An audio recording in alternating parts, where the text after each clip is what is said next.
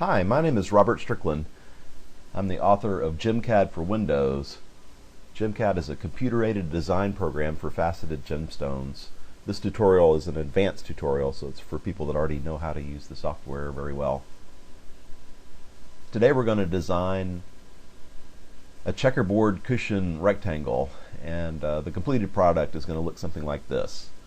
I'm going to show you the steps that I go through to design this stone. Let me zoom in on the crown. So I'll click somewhere on the top view and zoom in, and you can see that the facets are squares when viewed from the top. This particular length to width ratio is 1.202, and but this design, as I'll show you later, is adaptable to other length to width ratios as well. The pavilion is an omni design. Omni designs you can pretty much identify by eye because the lines that go from the center of the stone outward are all straight, even as they make the transition to the break facets. Omni designs have the advantage that you can cut them.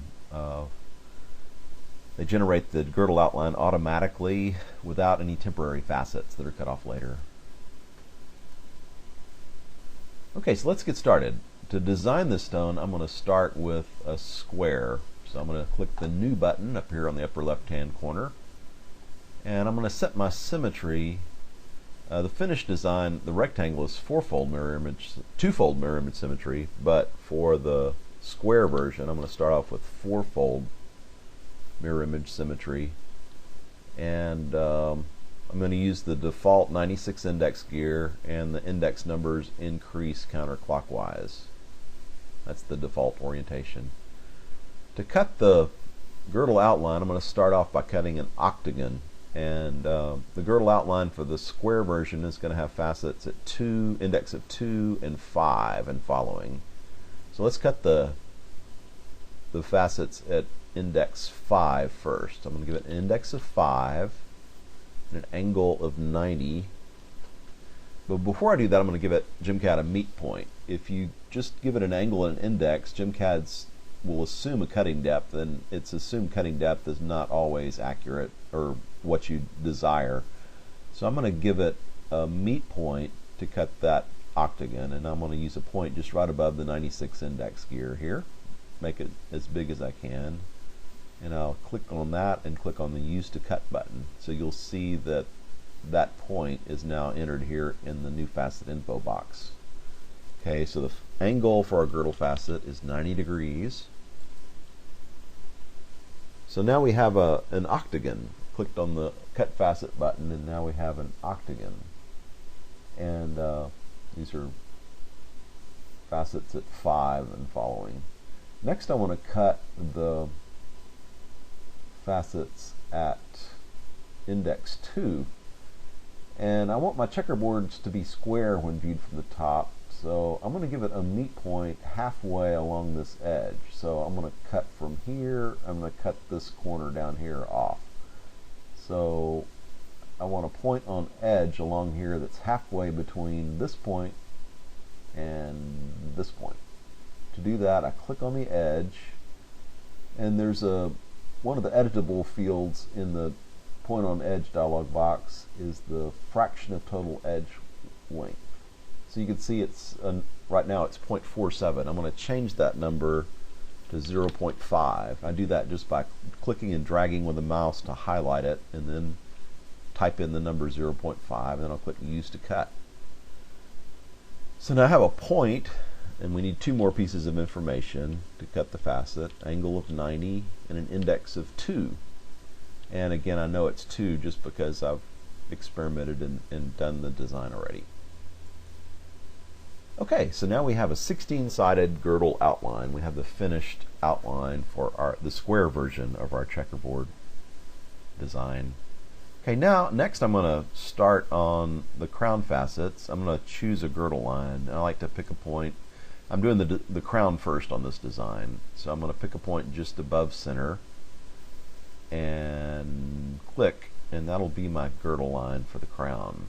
Use to Cut, and we're going to pick an angle of 40 degrees, and I want the index to be the index of this facet. So I know that's 5, but if I didn't remember that, I could click in the facet and do copy index. All of these copy buttons up here copy or steal the information from one facet to cut another one. So I'll copy the index 2. Did I say 5 before? I meant 2. Okay, cut facet. So now we have the start of a level girdle line. Why is that line level? It's level because we cut a girdle facet at index 2 and a crown facet at index 2. Anytime you cut 2 facets at the same index position but different angles, you make a level line, a line that's parallel to the girdle that joins them. Okay, so now we need to get this a level line continuing across here for our facet. So I'll copy the index of this facet, the one in green, the girdle facet, index 5. That's all I need from that facet. And I want to cut to this point on the girdle outline. You can see it's circled there near the 6th index position. So I want to click on that point and use to cut. Okay, now we're going to use a little dirty trick in GemCad. We're going to hold down the Shift key. When you hold down the Shift key, it will align the point, the new point, which is shown in red near the cursor, with the previous point that you clicked on. And it'll either align it vertically in this case or horizontally, which you can't really see too well, but vertically is what we want. So I'm going to click here. And that's while I clicked while holding the Shift key down, and I'll click Use to Cut to use it. So now I've got an index of 5 and an angle, and 2 points, and GemCad automatically figured out the angle for me to do that. So now I'm going to cut the facet, and now you see this line going up here is perfectly straight without me having to do any gymnastics other than holding down the Shift key. Okay, so next we want to cut the corner facet for our checkerboard, and that's going to be at index position 12, and I'll go ahead and type in index 12, and 12 is this axis of symmetry at 45 degrees, because 96 divided by 8 is 12.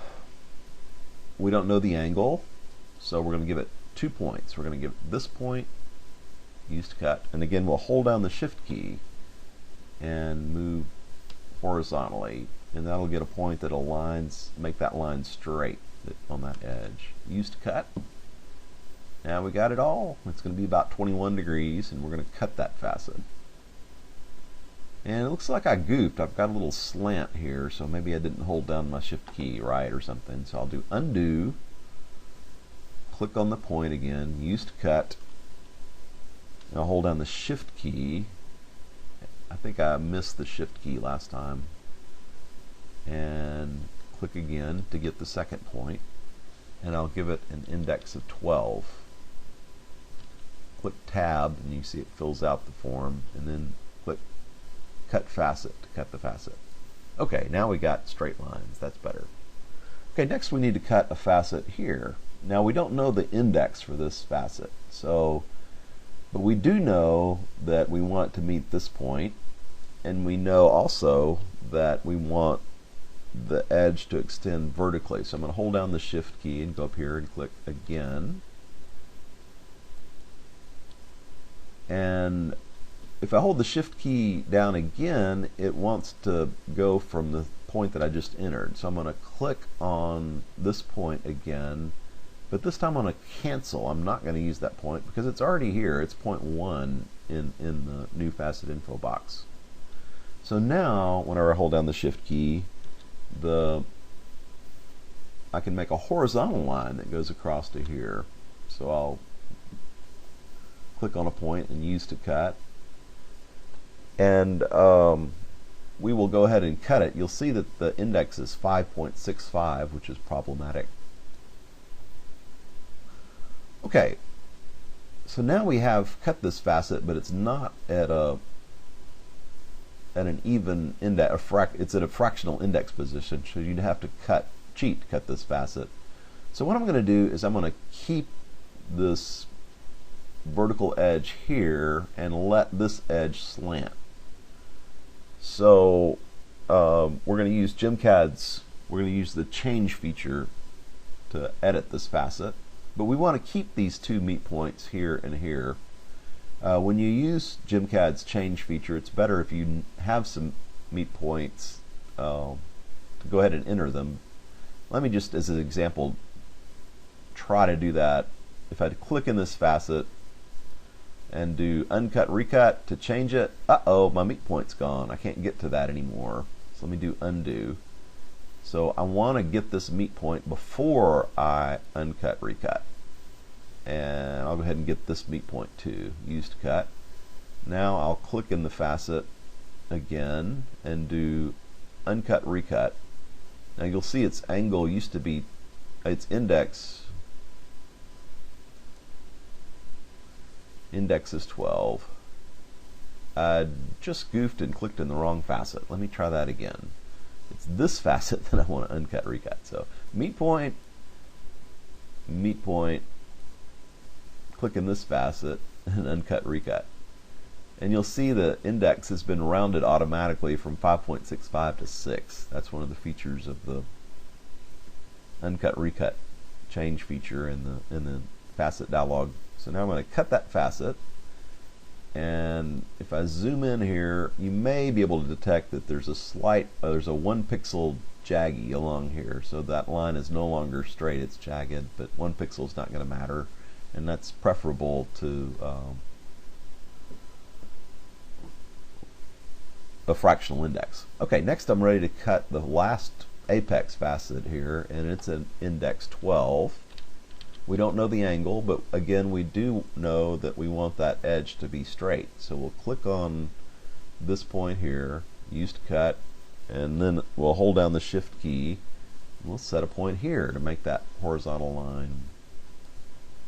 And we'll cut the facet. And just by the symmetry of the stone, since 12 is 1/8 of 96, that gives me vertical lines here as well, automatically without having to set 2 points. So for that I didn't need to set a third point. I knew its index already by the symmetry of the stone. Okay, so that completes the square version of our cushion rectangle. In the next lesson we're going to stretch this design into a rectangle.